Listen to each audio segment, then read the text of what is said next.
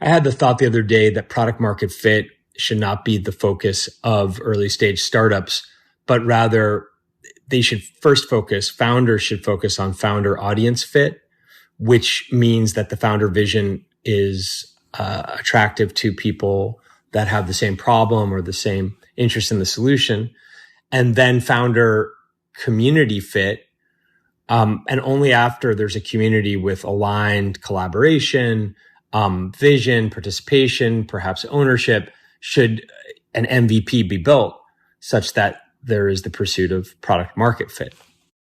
This seems to be a more modern idea with each passing day, but it's not a new idea. This has been essentially the genesis of how open source software has propagated for the last 20 years. So it's not a new idea, but it's becoming more powerful with all of these huge connected networks like YouTube and Twitter and Instagram and TikTok.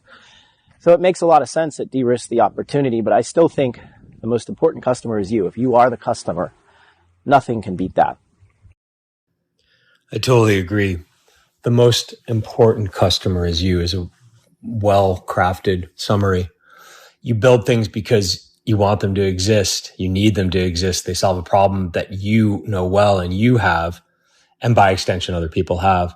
I have a great example of that in my own life, which is a fitness startup that I built because my father and brother died early and I didn't want to die early. And I realized that I was constantly putting off my fitness, my health, because I was focused on all the opportunities I had and all the responsibilities.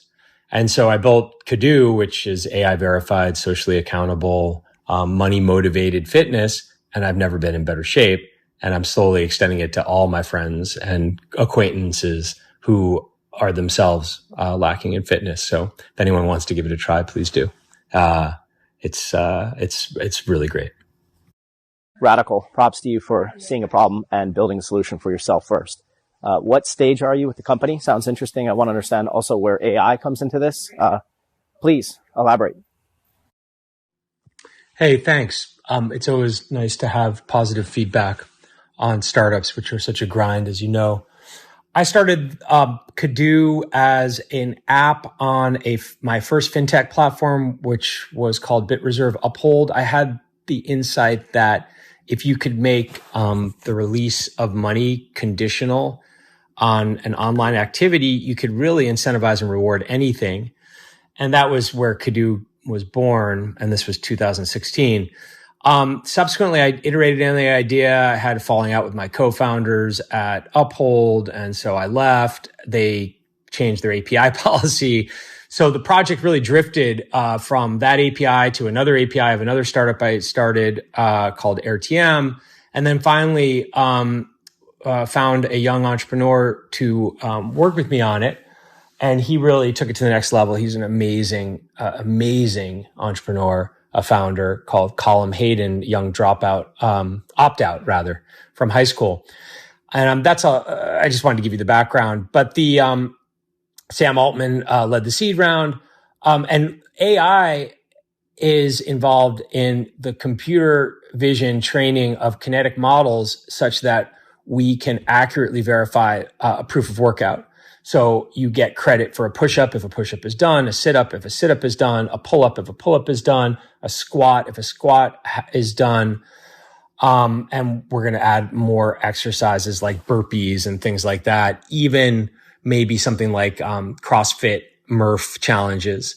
And eventually I'd like to make this into a game where things get unlocked by you being physically active. We also integrate with a great startup called Terra, which aggregates APIs from trackers. So you can do step challenges, you can do swimming challenges, biking challenges, etc. So the AI part is really on the computer vision part. But ultimately, I think that there's an opportunity to also, and we're working on this, generate responsive form reports. So because the AI can give a form score on your push-ups or your other body weight exercises, we can then recommend ways for you to improve. Ultimately, I think what keeps people doing exercise or being fit is, one, not having to go to the gym, because once you have kids, once you have startups, it's just too big a schlep, and it ends up being more of a distraction and a temptation, really, than I think something that focuses on your fitness. And then the second thing is that it's money motivated, so you have loss aversion. So essentially, it's like a fitness coach who pays you to reach your fitness goals rather than the other way around. A lot of people go to gyms or sign up for classes, and they hope that the loss aversion will keep them fit, and it doesn't work. And they lose the money. Here, you have loss aversion with the fitness coach in your pocket, and you get your money back if you reach your fitness goals, plus a pro rata share of the loser's stake. We're now moving into corporate wellness because I think that's the biggest low CAC, high LTV acquisition channel. Anyway, thanks for asking, and thanks for your kind words. Hey, this reminds me of a company in the UK called Vitality, which provide health insurance. And you may want to check them out if you're doing peer reviews, benchmarking. But what they do is they give you credits for certain levels of activity. You link it up to your Apple Watch, so it tracks your steps and your exercises, heart rate, things like that. And you earn points, and then points convert to prizes effectively. So if you hit different bandings of points, you get discounts on things, and actually if you hit the maximum points, you get your monthly Apple Watch payment covered. So effectively your Apple Watch becomes free, and then your activity levels reflect on your insurance as well. That's an interesting use case, because the whole point of insurance companies is that you pool risk together. So you don't want to separate out the high risk from the low risk people. And if you just take the healthy people out, then you would insure them for very little because they don't get sick, and the unhealthy people would get sick a lot. You don't want them. So ideally, what the insurance company would want is your genetic test or your 23andMe. Now, in this case, maybe they get a pass because they're incentivizing the correct behavior as opposed to just screening you based on your likelihood of getting sick or not. But it does seem like there's going to be a very fine gradation or a fine line for insurance companies to figure out whether they can discount you for behaviors or for genetics or what have you. For example, let's say I can't discount you based on your genetics, but I can discount you based on your steps that you take or your exercise. Well, can I discount you for your eating behavior? Okay. Can I discount you for your body fat? Where does it start? Where does it stop? Fun thought exercise. Some of these metrics just end up as proxies for other things that you're not supposed to measure, like age and health. So does the number of steps you take or can take and what your heart rate does during that period of time correspond to your age? If I see how many steps you're taking a day and I also see your heart rate, I can probably bound your age well enough statistically that I can start discounting or charging more based on that. Now, I think today, maybe you can charge for age with healthcare. I don't think you can, actually. That would destroy the whole point of insurance. You wouldn't be able to insure old people then.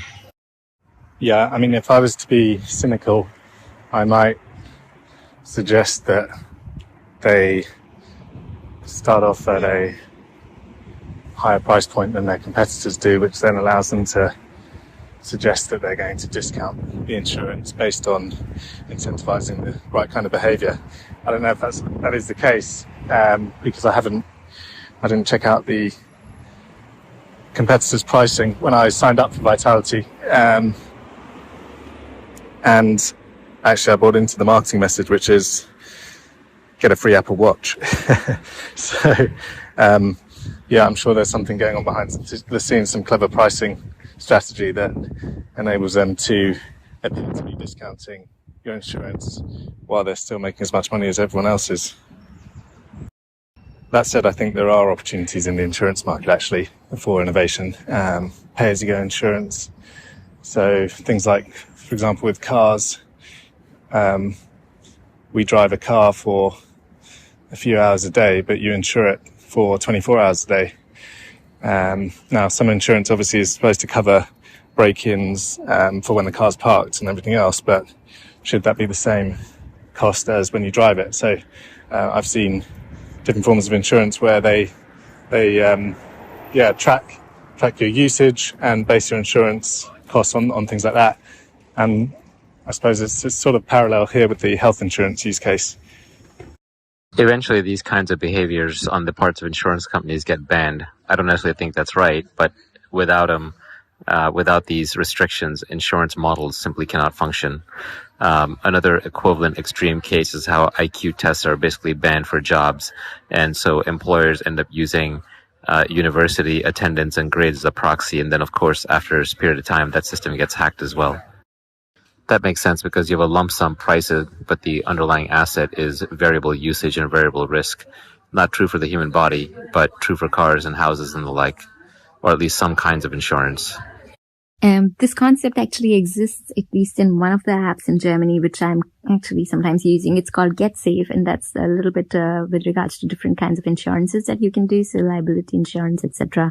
For drones, the insurance, etc. And in those regards, you can, at least for drones, I know you can, for example, have very flexible insurance. Also, for some of the legal protection, they allow that. I have no clue if this is something that's allowed towards the health side, though, but I'll check it out.